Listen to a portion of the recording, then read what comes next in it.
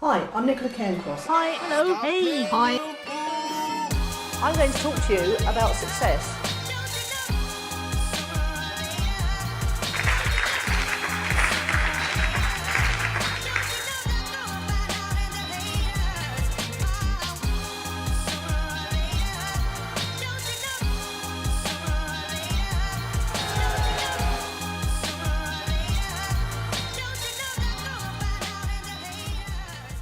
Yes. Hi, Nicola here, and I'm coming to you from a brand new balcony in Stoupa. Actually, if you look over my shoulder just here, just here, you will see the old balcony with the old table that I used to broadcast from, because I've moved next door. I just wanted to catch up with everything and let you guys know what I've been up to.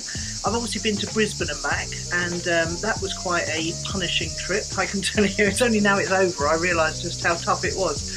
But it was a roaring success. I got 26 new customers from that, and I'm really looking forward to do more of that because Neil's inviting me back next year. What's been happening this week? I've been to Shoreham, I've been to Chipping Norton since Brisbane, and now I'm back in Stoupa. It feels brilliantly like coming home. It was great.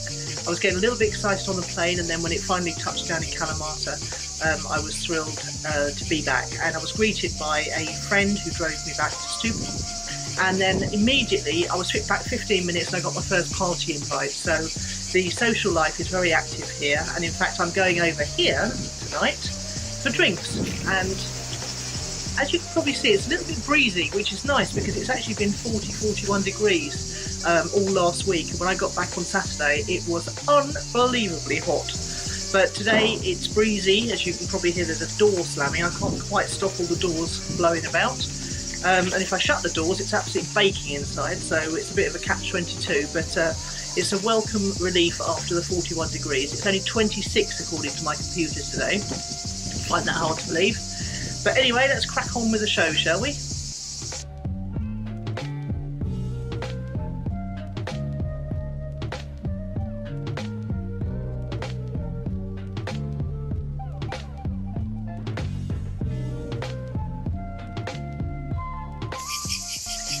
So today what I wanted to talk to you about was the news that Soundcloud might be struggling to get their next round funding. And of particular concern this is to people who use Soundcloud to host their entire podcast. I hope that's not one of you.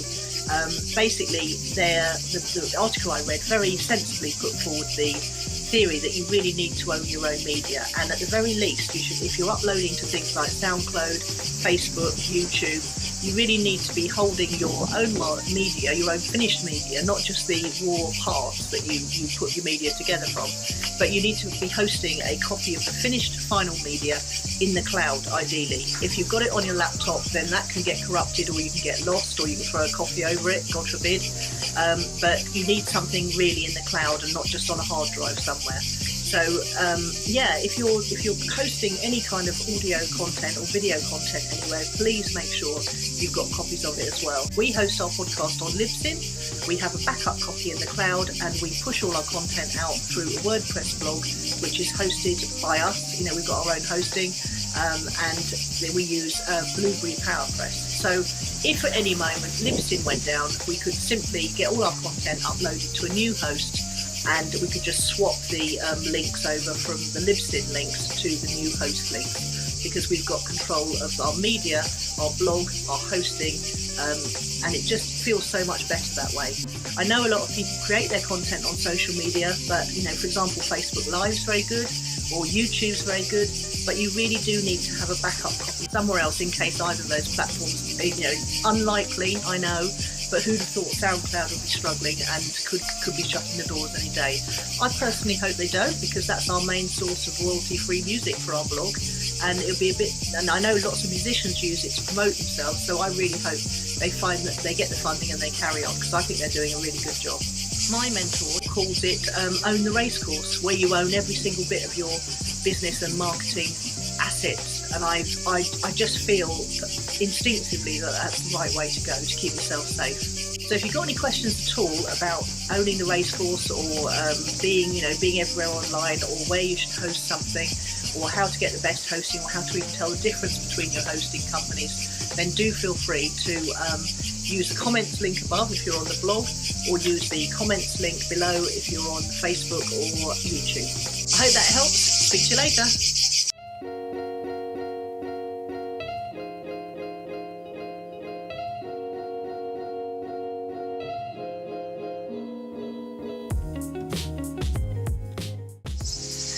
Okay, so I've got a little note so I don't forget what's on the blog and the podcast this week.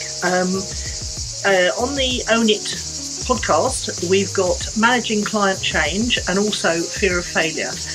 One of our clients wrote in and wanted us to cover the fact that she wants to change her business model and how does she introduce that to her existing clients without losing the lot.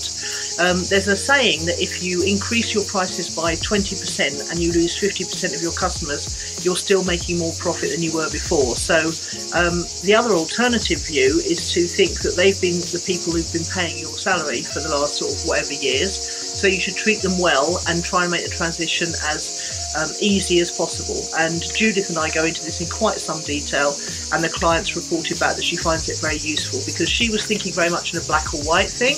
These clients have to move to the new type of business or she loses them, but actually she can keep those clients, she can move them into certain days of the week, and then she can concentrate the other days of the week into growing her new business. So if you've got a challenge of the week, we'd love to hear from you.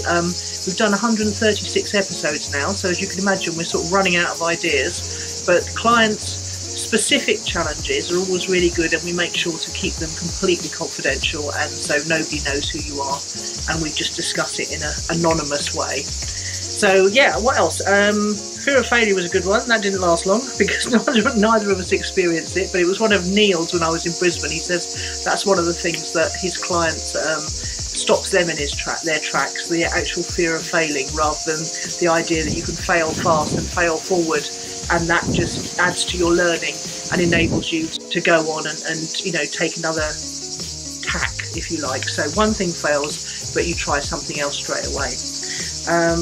What else we got? Oh yeah, on the blog, this every month, as you may know, I release an interview with a transcript, and at the beginning of the month, 1st of July, it was Rich Sheffrin's turn. It's an absolutely fascinating interview. I not only find out about the man and his businesses, but I find out a lot about his background and his past and what makes him think the way he does. So check that out on the blog. It's also on my personal podcast, which you can find by going to iTunes or Android and typing in Nicola Cairncross. You'll see all of the blogs and podcasts that I'm involved in. Also on the blog last week, I was talking about the 7 questions that you need to ask yourself before creating a brand new digital product, because we're going through that process right this moment, and there were some questions you really need to ask yourself before you get cracking and invest any money and or time, indeed, because time is money. Time is actually money that I could be spending down the beach. So that's it for this week. Thanks for listening and watching. And if you like the Vzine, do please click like and subscribe below. Or if you're on the blog, do leave a comment for me by clicking the comments link above. See you next week.